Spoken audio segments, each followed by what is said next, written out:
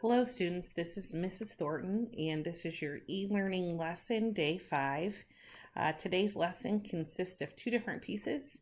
You're going to watch this video that you're watching right now, and then you have a short assignment to do in Canvas.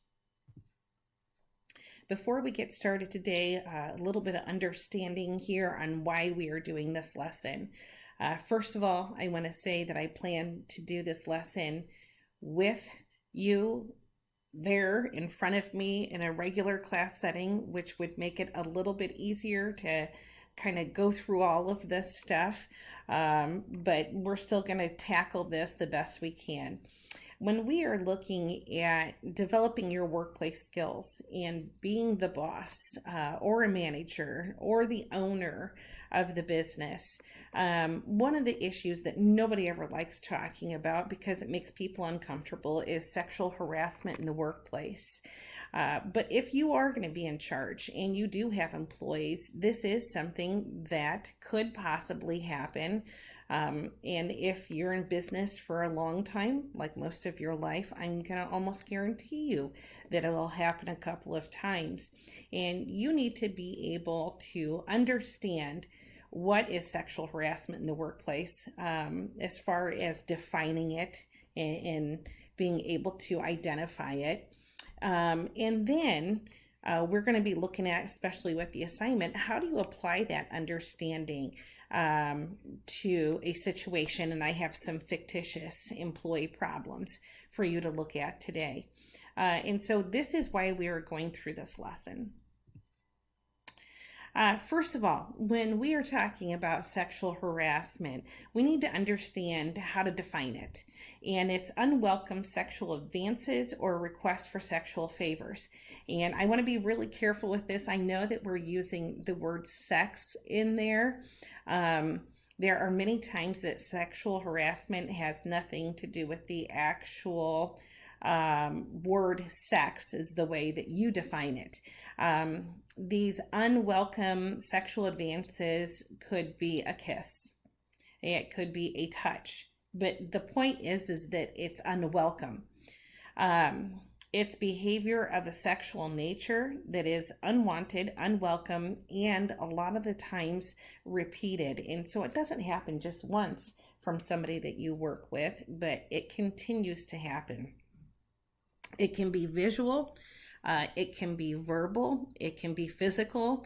It comes in many different forms. And today, as we're taking time to look at this, I'm going to be talking a lot about the employee themselves.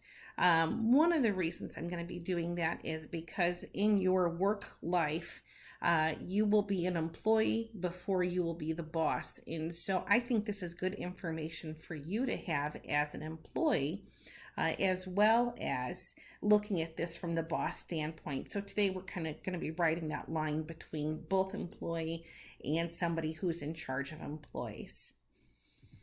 There are two types of sexual harassment, and that's why it's good to kind of have some understanding of what this is. Quid pro quo is the first one. And quid pro quo simply means this for that.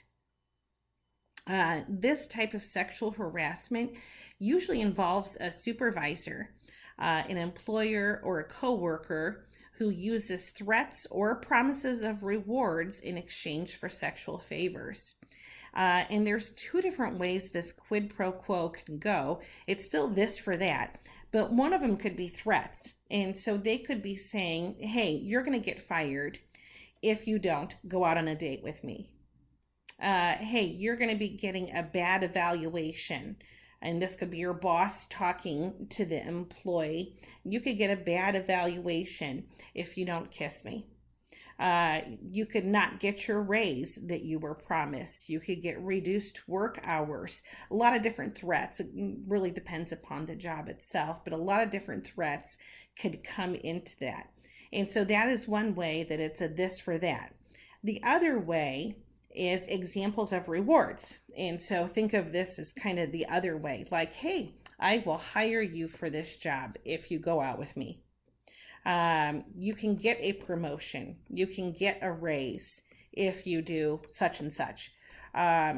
You will get a preferred work schedule. You will get more hours. And so it really depends upon the situation, but some of them can be negatives. This is, or it could be positive. This is as far as rewards.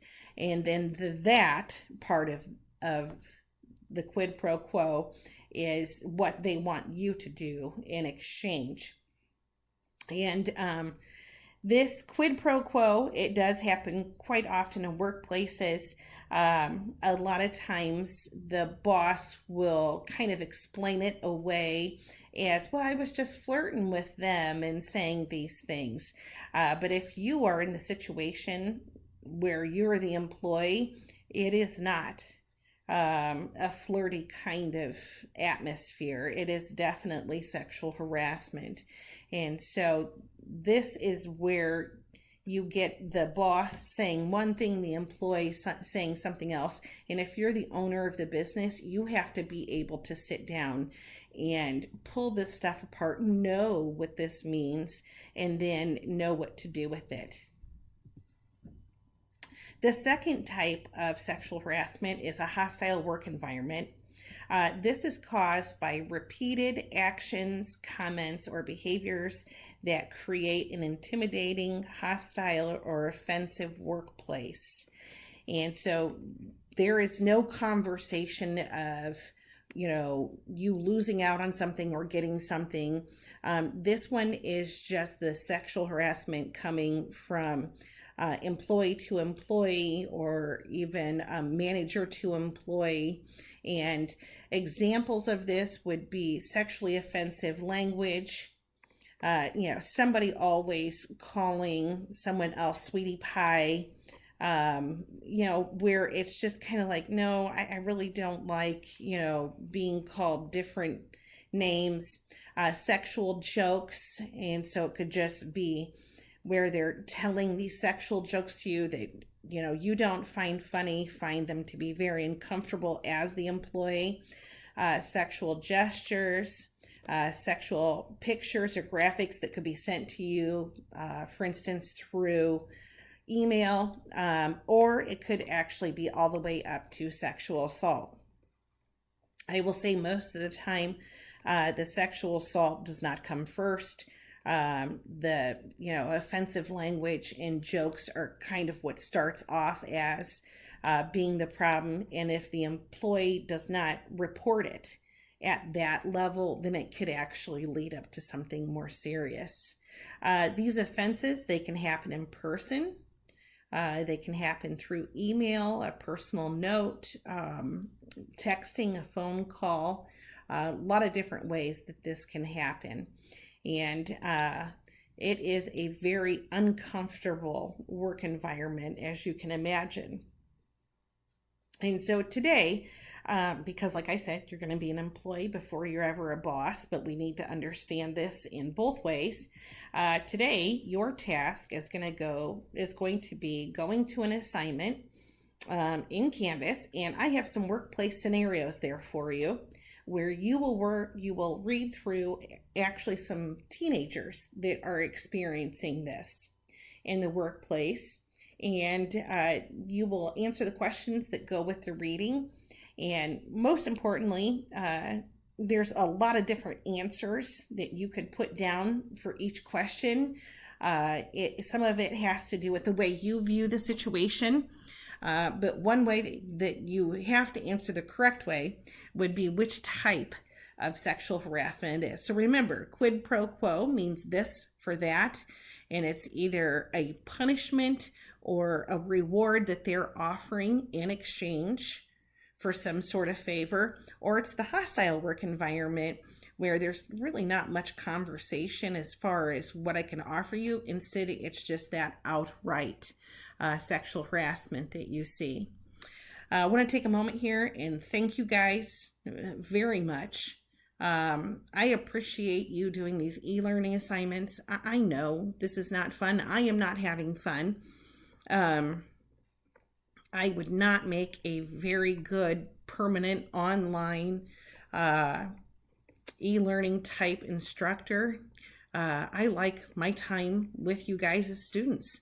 And this is absolutely killing me that we don't have classroom time where I can spend some of this time talking with you, laughing with you, and just basically connecting with you. I feel ridiculous talking to my computer and would much rather be talking to you. Um, if you listened all the way through to the end of this video, like you are right now, then at the end of your assignment, I want you to tell me something fun that you have done in the last week or so. And if you do that, I'll know that you watched the whole video. I'll give you a little bit of extra credit just knowing that. So don't forget to do that at the end of your assignment, all right? Hopefully you're having a good day, and I will talk to you through your next lesson on Friday.